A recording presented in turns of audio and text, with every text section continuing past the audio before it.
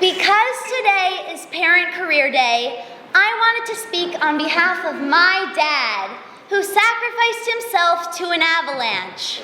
As a disclaimer, I was told to say this was not a heroic act.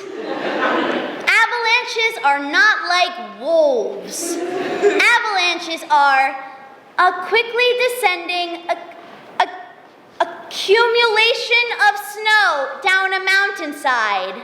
They cannot be satiated.